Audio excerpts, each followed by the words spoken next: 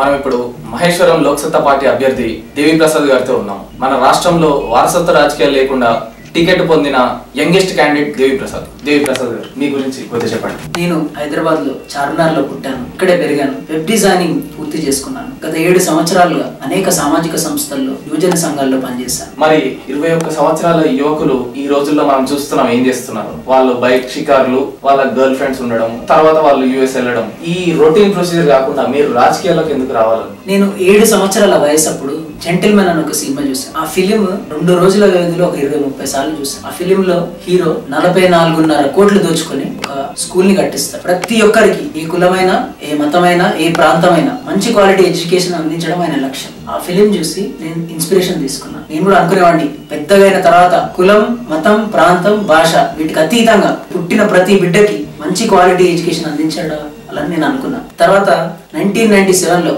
భారతీయుడు అనే ఫిలిం వచ్చింది. ఆ ఫిలిం లో హీరో అవినీతికి పాల్పడితే కన్న కొడుకని కూడా చూడకుండా చంపేస్తాడు. ఆ ఫిలిం చూసినప్పుడు నేను పెద్ద అయిన తర్వాత ఖచ్చితంగా అవినీతి రహిత భారతదేశం కోసం పనిచేయాలనుకున్నాను. నేను 10th క్లాస్ చదువుకునేటప్పుడు ఒకే ఒక్కడు అన్న ఫిలిం వచ్చింది. ఆ ఫిలిం చూసి నేను చాలా ఇన్స్పైర్ అయ్యాను. ఆ ఫిలిం లో ఒక హీరో ఒక్కరోజు ముఖ్యమంత్రి అయ్యి అద్భుతంగా పనిచేసి ఎన్నో సమస్యలు సాల్వ్ చేస్తాడు. సో అప్పుడు అనుకున్నాను ఒక మంచి లీడర్ కావాలని. మళ్ళీ 2005లో అపరిచితుడు ఫిలిం వచ్చింది. ఆ ఫిలిం లో అవినీతి అంతం కోసం పౌరులందరూ తమ బాధ్యత కరెక్ట్ గా నిర్వర్తించడం కోసం హీరో డిఫరెంట్ పద్ధతుల్లో తప్పు చేసిన వారిని చంపేస్తాడు. ఆ ఫిలిం చూసి ఎంతో ఇన్స్పైర్ అయ్యాను. ప్రతి ఒక్కరికి, ప్రతి పౌరుడికి రాజకీయం మీద, పౌరసత్వం మీద, వాళ్ళ పన్నుల డబ్బులు ఎక్కడగా వెళ్తుంది అన్న దాని మీద అవగాహన కల్పించాలని అప్పుడు నిర్ణయించుకున్నాను. నెక్స్ట్ 2 సంవత్సరాల క్రితం జర్మనీ వెళ్ళాను. అక్కడికి వెళితే అద్భుతమైన రోడ్లు, ఇక్కడ చెత్త కనిపించదు. వాటర్ కూడా ఏ నల్లా ఓపెన్ చేసిన జర్మనీలో నీకు మంచి నీళ్ళే వస్తాయి. ఇవన్నీ చూసి నాకు మన దేశంలో కూడా మార్పు రావాలంటే రాజకీయం తప్పితే వేరే ఆప్షన్ కనిపించలేదు. ఏ రాజకీయ నేపథ్యం లేని మీకు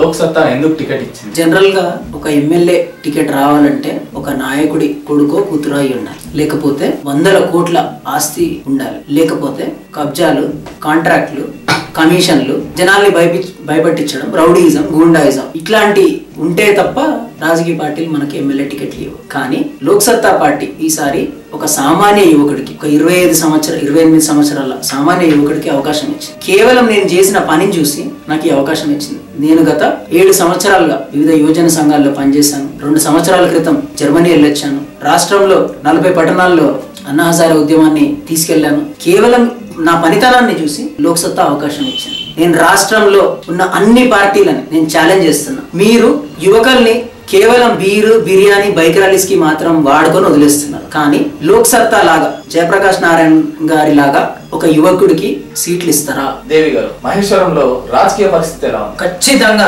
నేను అసెంబ్లీలో అడుగు పెడతాను. మహేశ్వరం నియోజకవర్గంలో సుమారుగా 3,50,000 ఓట్లు ఉన్నాయి. అందులో 50% యువత, 18 నుంచి 35 సంవత్సరాల యువత, అంటే సుమారుగా 1,50,000 ఓట్లు యువతలు. అందులో కేవలం 30% వచ్చినట్టయితే 50,000 ఓట్లు వస్తే చాలు, మనది గెలుపు ఖాయం. నాకు పూర్తి విశ్వాసం ఉన్నది యువత మీద. ఒక యువకుడిని గెలిపిస్తారని పూర్తి విశ్వాసం. మనం ఏ డిస్కషన్ చూసినా, ఒక యంగిస్తాన్ కావచ్చు, ఒక కమాన్ ఇండియా కావచ్చు, లేకపోతే ఏ టీవీ ఛానల్ డిస్కషన్ పెట్టినా యూత్ కి మైక్ ఇవ్వగానే వాళ్ళు చెప్పే మొదటి మాట రాజకీయం మారాలని. ఎలా మారుతుంది? దేవి ప్రసాద్ లాంటి వారిని సపోర్ట్ చేసినప్పుడే రాజకీయం మారుతుంది. దేవి ప్రసాద్ గారు గెలుస్తారని ఆశిస్తూ సెలవు తీసుకున్నాను. జై హింద్.